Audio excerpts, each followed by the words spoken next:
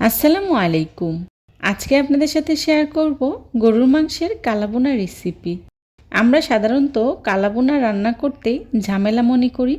আজকে ঝামেলাবিহীন সহজ রেসিপিতে আপনাদেরকে তৈরি করে দেখাবো। আমি আজকের এই কালাবোনাটা রাঁধুনি রেডিমিক্স কালাবোনা মশলা দিয়েই তৈরি করে দেখাবো।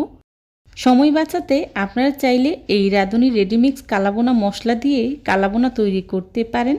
এই কালাবোনাটা যেমনি টেস্টি হয় তেমনি সুন্দর। আপনারা দেখে নিশ্চয়ই বুঝতে পারছেন।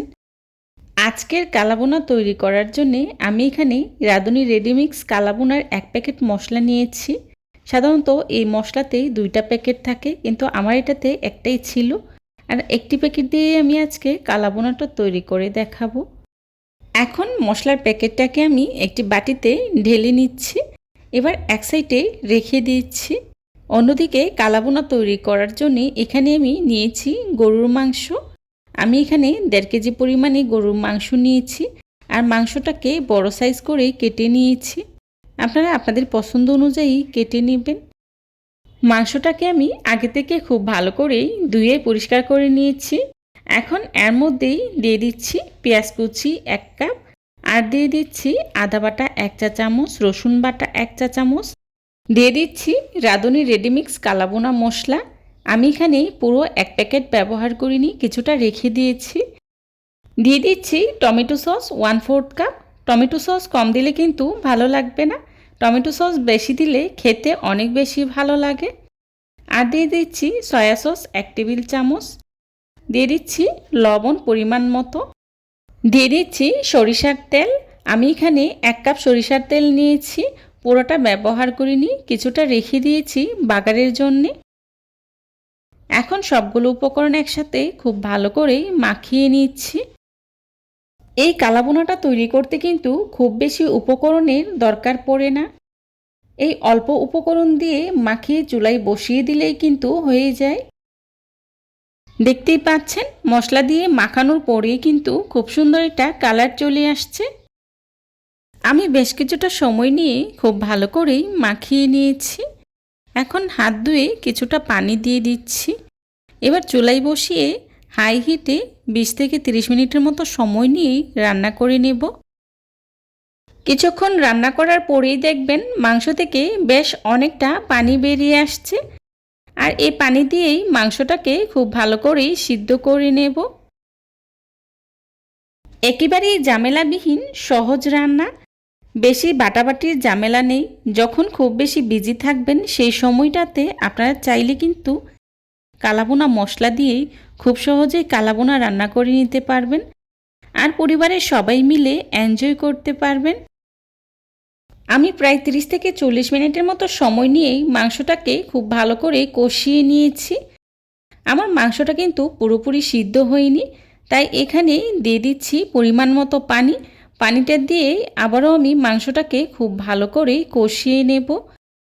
মাংসটা পুরোপুরি সিদ্ধ হওয়ার জন্যে আমি এখানে 2 কাপের মতো গরম পানি ব্যবহার করেছি। আপনারা আপনাদের প্রয়োজন অনুযায়ী ব্যবহার করবেন। আমি কিছুক্ষণ পর পর ঢাকনা উঠিয়ে এভাবেই অনবরত নেড়েচেড়ে দিচ্ছি, যাতে করে প্যানে লেগে না আসে। আজকের কালাবোনাটা আমি গরুর মাংস দিয়ে করেছি, তবে আপনারা চাইলে কিন্তু খাসির মাংস দিয়েও কালাবোনাটা করে নিতে পারেন। যে কোনো অকেশনে বা অনুষ্ঠানে চাইলে সহজেই তৈরি করে নিতে পারবেন। আসছে সামনে কুরবানি ঈদে আপনারা চাইলে কিন্তু এই রেডিমিক্স মশলা দিয়ে সহজেই কালাবোনা রান্না করতে পারবেন। দেখবেন পরিবারের সবাই এটা খুব পছন্দ করবে। যখন গ্রেভিটা এমন ঘন হয়ে আসবে তখন কিন্তু কিছুক্ষণ পর পর নেড়েচেড়ে দিতে হবে, না হলে প্যানে লেগে যেতে পারে। চেষ্টা করবেন এরকম ননস্টিকের প্যান ব্যবহার করার জন্যে, তাহলে প্যানে লাগার সম্ভাবনা থাকবে না। মাংসটাকে আমি বেশ অনেকটা সময় নিয়েই খুব ভালো করে কষিয়ে নিয়েছি। মাংসগুলোকে যেহেতু আমি বড় বড় পিস করে কেটে নিয়েছি, তাই মাংসটা সিদ্ধ হতে একটু বেশি সময় লাগবে। দেখতেই পাচ্ছেন মাংসটা পুরোপুরি সিদ্ধ হয়ে গিয়েছে, আর কালারটাও চেঞ্জ হয়ে এসেছে। এখন কালাবোনার জন্যে আমি একটি স্পেশাল বাগার তৈরি করে নিচ্ছি। তার জন্যে অন্য চুলায় একটি প্যান বসিয়েই দিয়ে দিচ্ছি সরিষার তেল। আমি যেটুকু সরিষার তেল রেখেছিলাম সেটাই দিয়ে দিচ্ছি। আর দিয়ে দিচ্ছি পেঁয়াজ কুচি 1 কাপ। এখন পেঁয়াজটাকে আমি কিছুক্ষণ ভেজে নেব। পেঁয়াজটা কিছুক্ষণ ভাজা হয়ে গেলেই দিয়ে দিচ্ছি রসুন কুচি 1/4 কাপ। আর দিয়ে দিচ্ছি শুকনো মরিচ 4টি।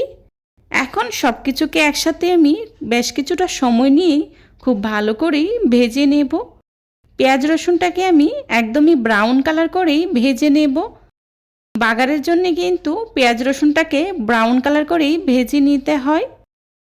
পেঁয়াজ রসুনটাকে আমি বেশ কিছুটা সময় নিয়েই খুব ভালো করে ব্রাউন কালার করে ভেজে নিয়েছি। এখন পেঁয়াজ রসুনটাকে আমি মাংসের মধ্যেই ঢেলে দিচ্ছি। এখন খুব ভালো করেই নেড়ে মাংসের সাথে মিশিয়ে নিচ্ছি। মেশানো হয়ে গেলে ঢাকনা দিয়ে ঢেকে দিচ্ছি, যাতে করে এর স্মেলটা বেরিয়ে না আসে। দেখতেই পাচ্ছেন মাংসের কালারটা কিন্তু অনেকটাই চেঞ্জ হয়ে এসেছে, আর কালাবোনা থেকে তেলটাও ছেড়ে দিয়েছে। তার মানে আমার কালাবোনাটা প্রায় হয়ে গিয়েছে। এখন শুধু নাড়াচাড়ার পালা। এভাবে উল্টে পাল্টেই কিছুক্ষণ পর পর নেড়ে ছেড়ে দিব, তাহলেই হয়ে যাবে। কালাবোনাটা প্রায় হয়ে গিয়েছে। এই পর্যায়ে দিয়ে দিচ্ছি কিছুটা কাঁচা পেঁয়াজ। আমি পেঁয়াজগুলোকে গোল গোল করে কেটে ব্যবহার করেছি। আপনারা আপনাদের পছন্দ অনুযায়ী কেটে ব্যবহার করবেন। পেঁয়াজটা দিয়ে আবারও উল্টে পাল্টে খুব ভালো করেই নেড়ে চেড়ে দিচ্ছি। আর এভাবেই উল্টে পাল্টে নেড়ে 4-5 মিনিটের মতো রান্না করে নিলেই হয়ে যাবে। এই কালাবোনা রান্না করাটা এতটাই সহজ, যারা নতুন রাঁধুনি আছেন বা ব্যাচেলার যারা আছেন তারা চাইলেই কিন্তু রাঁধুনি রেডিমিক্স কালাবোনার এই মশলাটা দিয়ে খুব সহজেই গরুর মাংসের কালাবোনাটা রান্না করে নিতে পারবেন। দেখতেই পাচ্ছেন আমার কালাবোনাটা হয়ে গিয়েছে। কালারটাও একদম পারফেক্ট এসেছে। এই পর্যায়ে চুলা থেকে নামিয়ে নিচ্ছি। চুলা থেকে নামিয়ে একটি সার্ভিং ডিশে সার্ভ করে নিচ্ছি।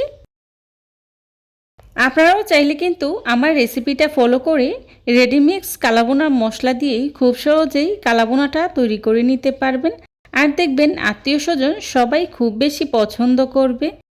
চেষ্টা করেছি খুবই সহজভাবে আজকের এই রেসিপিটি আপনাদের সাথে শেয়ার করার জন্যে।